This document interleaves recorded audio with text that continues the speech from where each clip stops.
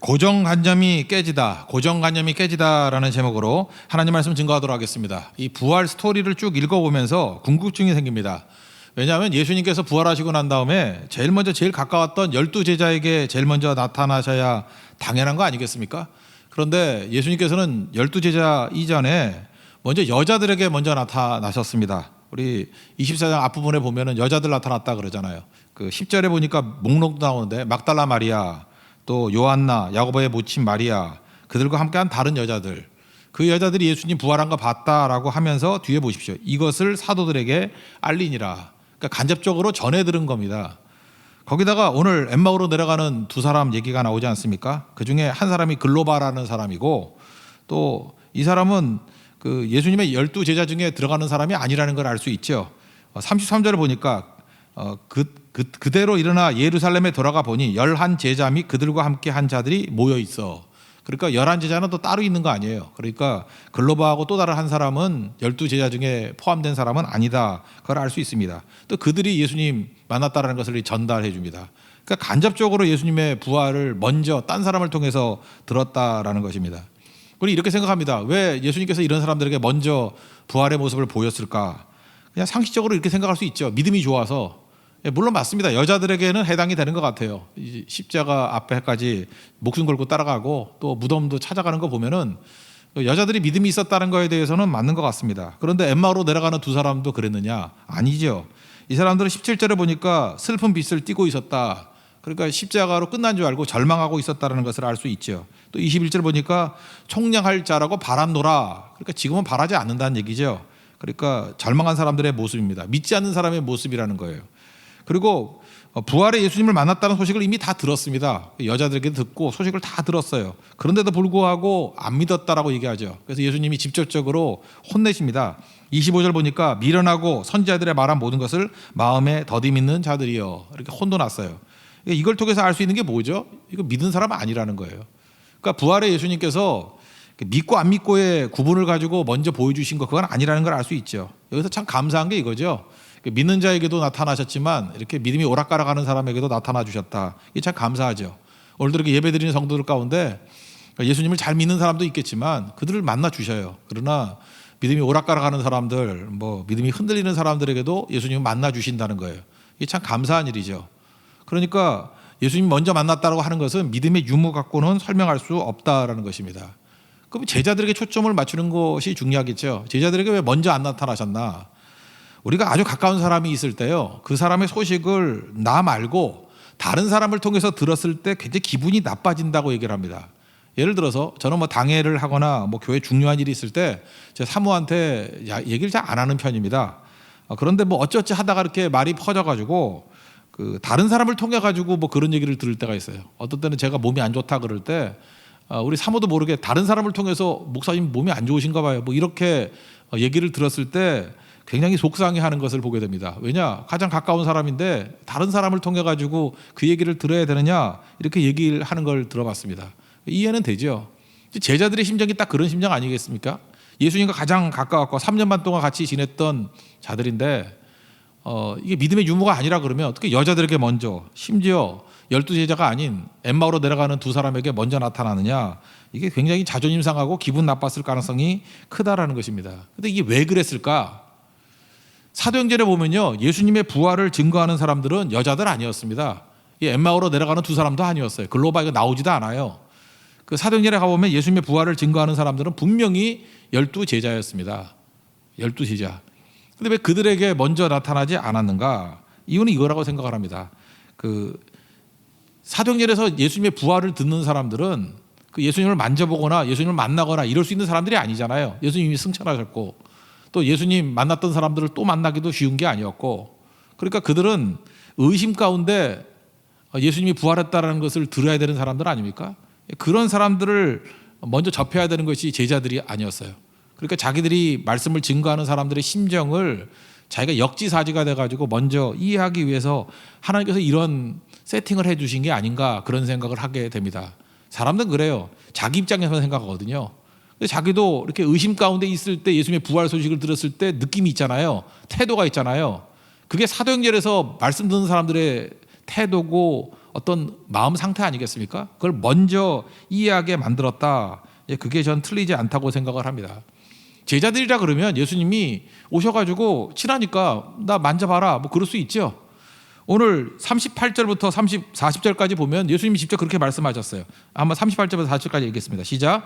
예수께서 이르시되 어찌하여 두려워하여 하며 어찌하여 마음에 의심이 일어나느냐. 내 손과 발을 보고 나인 줄 알라. 또 나를 만져보라. 영은 살과 뼈가 없으되 너희 보는 바와 같이 나는 있는지라. 이 말씀을 하시고 손과 발을 보이시니. 무슨 얘기예요? 그 예수님 제자들한테 와가지고 야 만져봐. 그럴 수 있잖아요.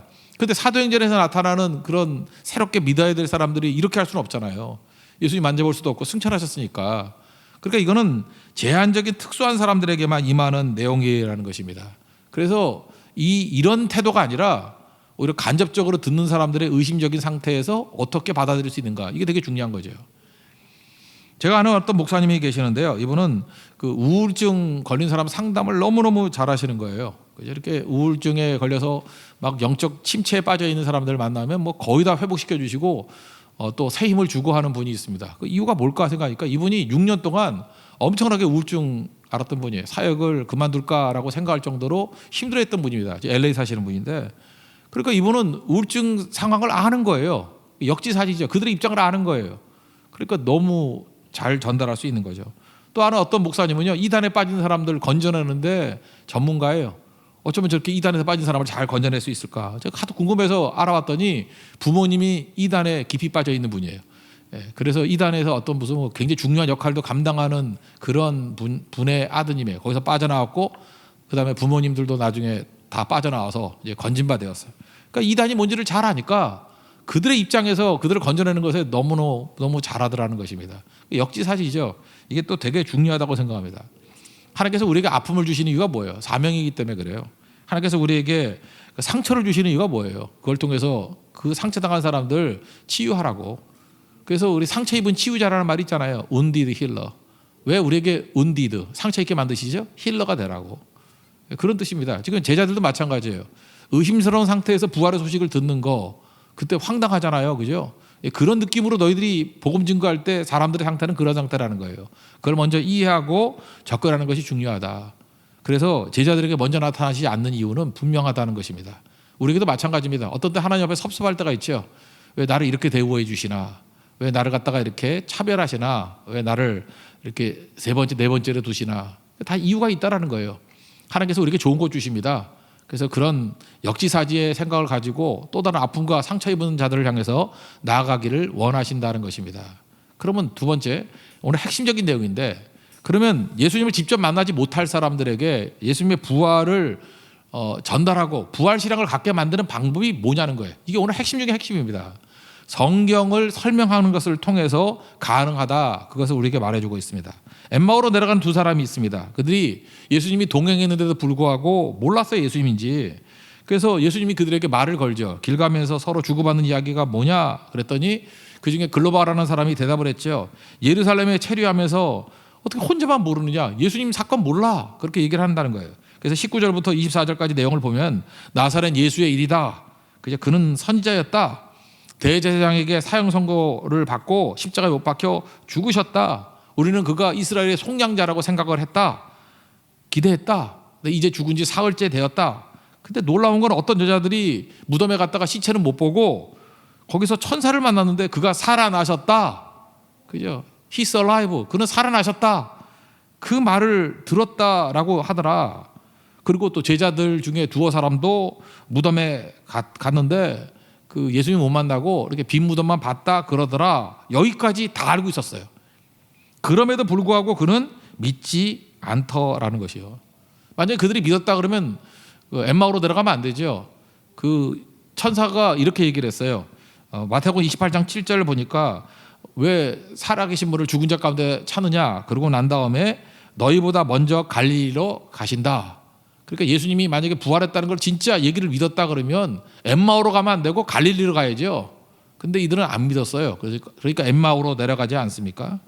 그때에 예수님이 부활 신앙이 어떻게 생기는지를 보여주기 위해서 샘플로 설명을 해주시는 겁니다. 예수님이 누구지 모르잖아요. 그때 그들을 앉혀놓고, 그죠? 성경으로 설명을 했습니다. 성경 말씀으로 그 예수님이 십자가에 달리시고 어떻게 부활하는지에 대해서 성경으로 증거했다라는 거예요. 그럴 때 그들에게 부활의 믿음이 생기게 되더라. 그런 얘기입니다. 26절 27절 한번 읽겠습니다. 시작.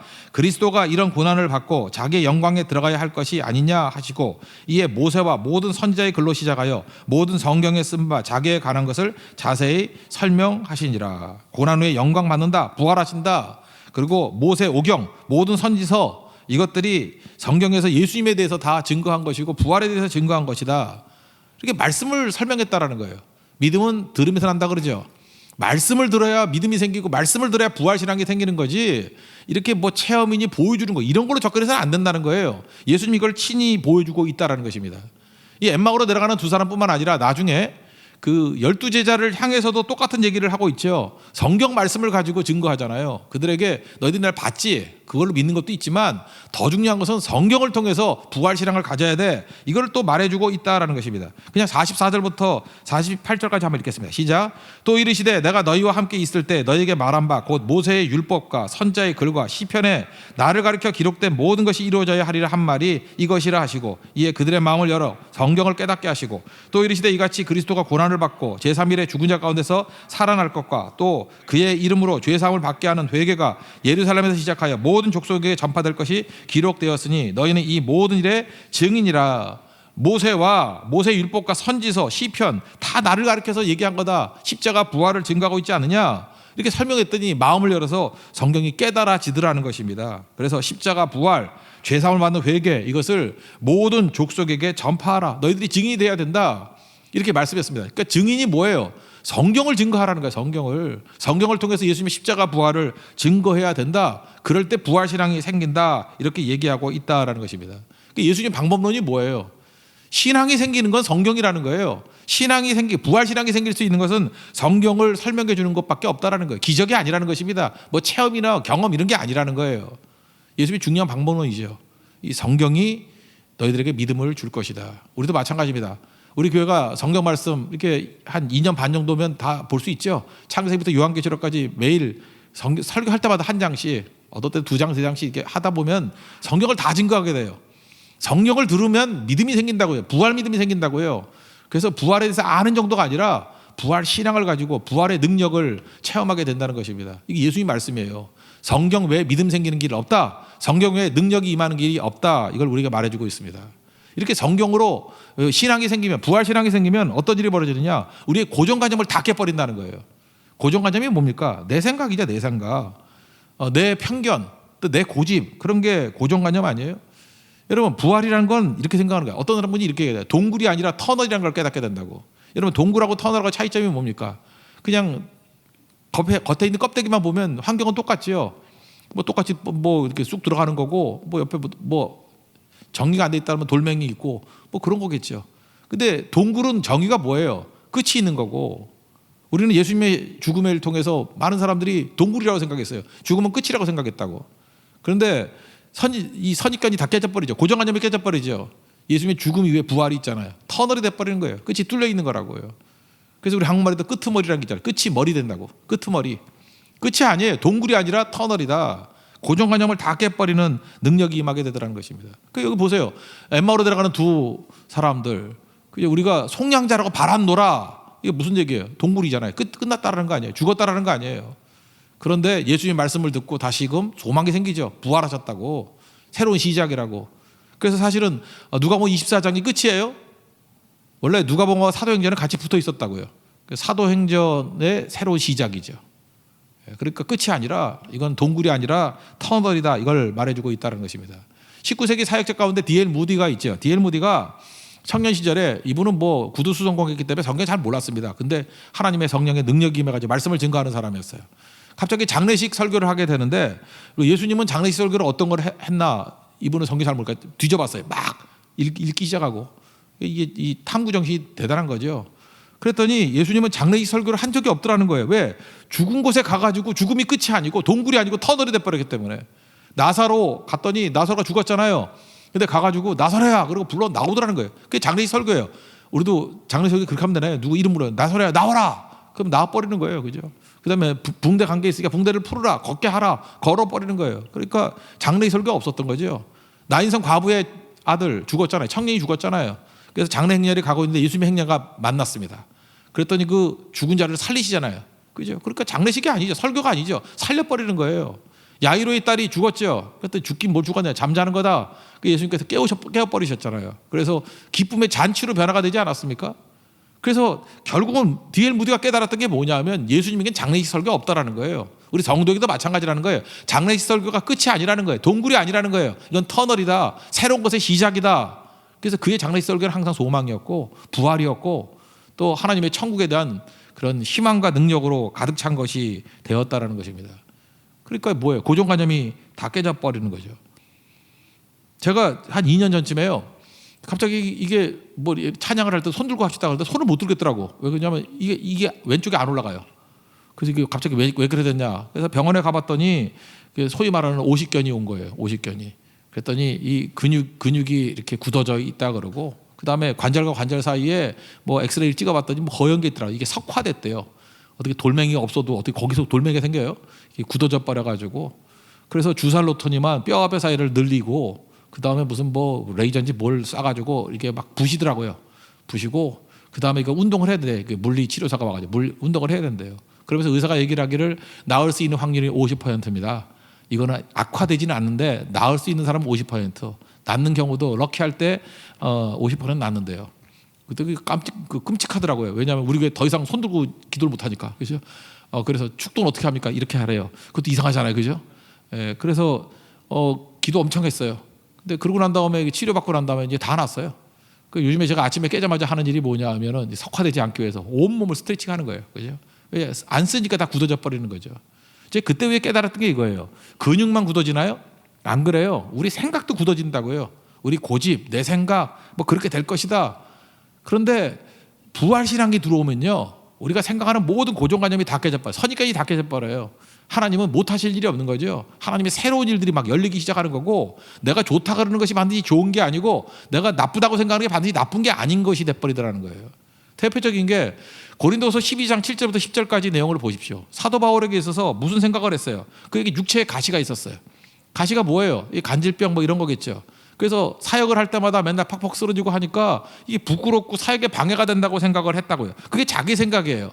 그래서 하나님 앞에 고정관념을 가지고 기도한 거죠. 이 가시를 제거해 주십시오. 가시를 없애 주십시오. 왜? 가시 없는 게 내가 더 사역을 잘할 수 있는 길이다라고 하는 고정관념이 있었기 때문에. 근데 부활의 주님이 그에게 말씀하신 게 뭐예요? 결국은 네 고정관념이 반드시 맞는 게 아니라는 거죠. 굳어진 생각이 반드시 맞는 게 아니라는 거죠. 가시 안 없을 거야. 가시 그냥 놔둘 거야. 내 은혜가 내게 족하다 그거 아니에요. 그렇게 살아. 이유가 뭐냐면 자만하지 않기 위해서 가시 준 거야. 해석이 다른 거죠. 오히려 겸손해지면 하나님의 능력이 임하는 거 아니야. 또 하나 중요한 게 뭐죠? 너 그대로 은혜가 내게 족하다. 그대로 살아도 내가 너에게 능력이 되어줄 거니까 네가 할 수 있는 일을 다 할 수 있어. 우리는 이 가시가 없어져야만 잘한다고 생각하는데 가시 가지고도 다 잘할 수 있어. 그게 주님 말씀 아니에요? 그러면서 하나님만 철저히 의지하는 방법이 뭐냐? 우리가 보통 말하는 약한 거, 이게 뭐 간질 그런 거겠죠. 약한 거, 능욕, 자존심 상하는 거죠. 막 욕 먹고. 우린 그러잖아요. 자존심이 좀 있어야 뭘 일을 한다고 생각하는데 아니라는 거예요. 능욕도 하면서도 일할 수 있다라는 거예요. 또 하나가 뭐죠? 궁핍. 우리는 부유하면 잘한다고 생각하는데 가난해도 할 수 있다라는 거예요. 박해, 공고. 이게 뭐 평탄해야 되는 게 아니라는 거예요. 밖에 공고 있어도 할 수 있다라는 거예요. 뭐예요? 주의 능력이 더 강하기 때문에. 그래서 내가 약할 그때 강해진다. 이걸 알고 기뻐하게 되었다. 이게 무슨 얘기입니까? 뭐 딴 얘기 아니에요. 사도 바울이 이미 가지고 있던 고정관념이 다 깨져버리고 하나님의 새로운 관점이 열리게 됐다라는 거예요. 그래서 기뻐하고 기뻐하더라. 기뻐했다는 게 뭐예요? 하나님의 생각을 다 받아들였다 그런 얘기죠. 우리 인생 가운데도 그래요. 뭐든지 평탄하고 뭐 건강하고 뭐 승승장구하고 이래야만 되는 게 아니라는 것입니다. 하나님의 지혜가 우리 지혜보다 훨씬 높아요.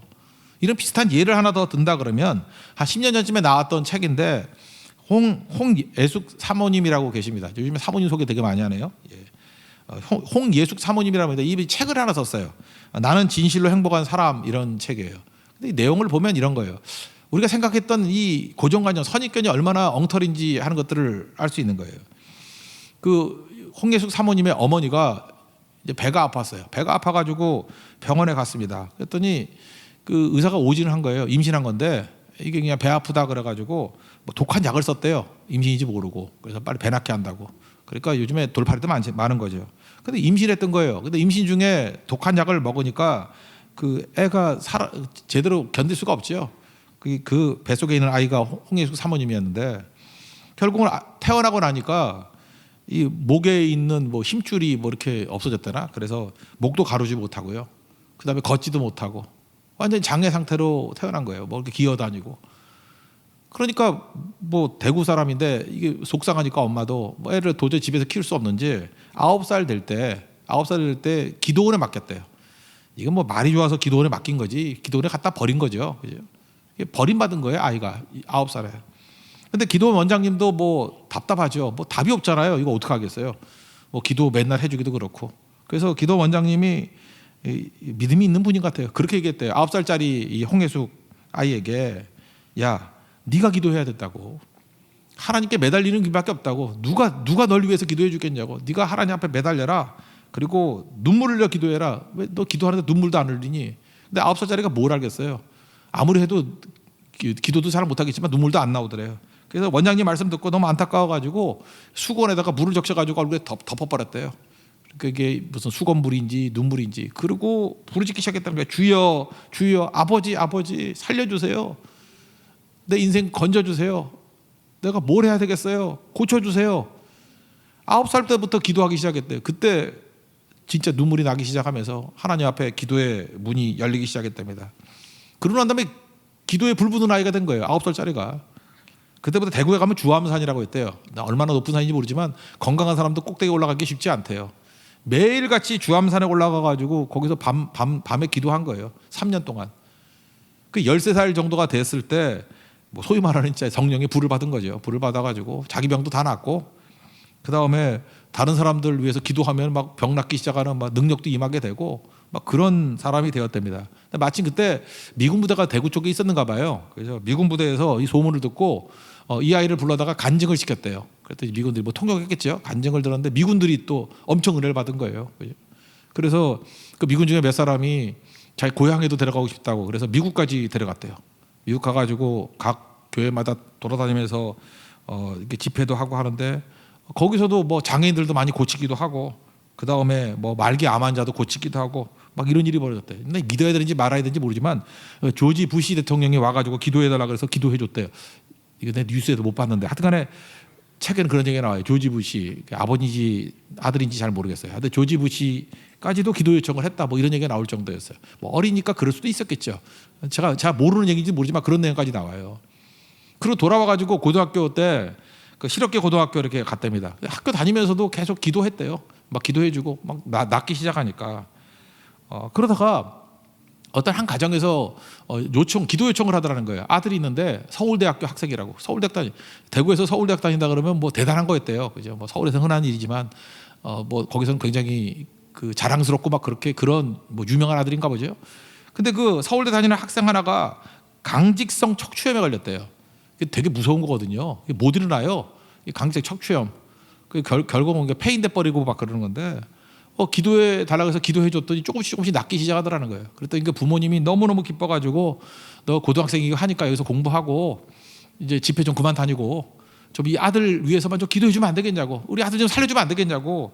이제 말은 조심해야 돼요. 우리 아들 좀 책임져 달라고 말은 조심해야 돼요. 근데 그 나이가 2살 차이래요. 그 여자애가 2살 어리고 남자가 뭐 그렇잖아요. 고2고 대학교 1학년이면 2살 차이일 거 아니에요, 그죠? 계속 기도하다가 눈이 맞아가지고 또 결혼했대요. 그래서 그 분이 전도사 되고 목사님 된 게 오창균 목사님이라고, 지금 남편이 됐어요. 남편이 목사님이시고 또 사모님 돼가지고. 제가 볼 때 이분 보면 그래요. 우리가 볼 때 고정관념은 뭐예요?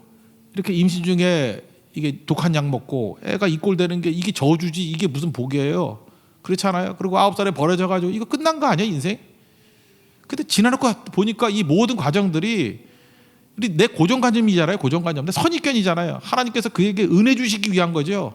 그죠? 능력 주시기 위한 거죠. 하나님께서 새롭게 사용하시기 위한 방법 아니었어요? 모른다고요. 사람 몰라요. 우리는 맨날 가시 놓고 기도해요. 가시 없어야 해달라고. 근데 가시가 내게 은혜의 통로인지 어떻게 하냐고. 내 은혜가 내게 족하다. 그러니까 가시가 은혜 아니에요, 은혜?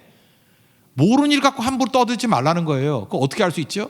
성경 말씀을 통해서 부활 신앙이 생기면은 하나님은 내게 좋은 것 주셔, 합력과의 선을 이루셔, 이걸 깨닫게 된다라는 거예요. 그래서 내 삶이 세상 사람들이 해석하지 못하는 새로운 방향으로 해석되고 새로운 방향으로 풀리기 시작한다는 것입니다. 그게 부활의 능력이에요. 그러면서 성경을 통해서 하나님 말씀 붙드는 하나님의 종이 되어야 된다는 것입니다. 그래서 부활 증거는 성경을 통해서만 증거되고, 성경을 증거하면은 고정관념이 무너져 버린다니까요. 그럼 이걸 돕는 분이 한 분 계시는데 그게 성령이라는 것입니다.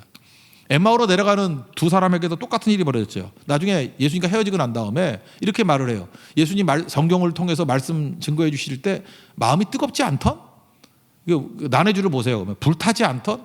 가슴이 불타오른다. 이게 뭐예요? 성령 충만해진 거죠.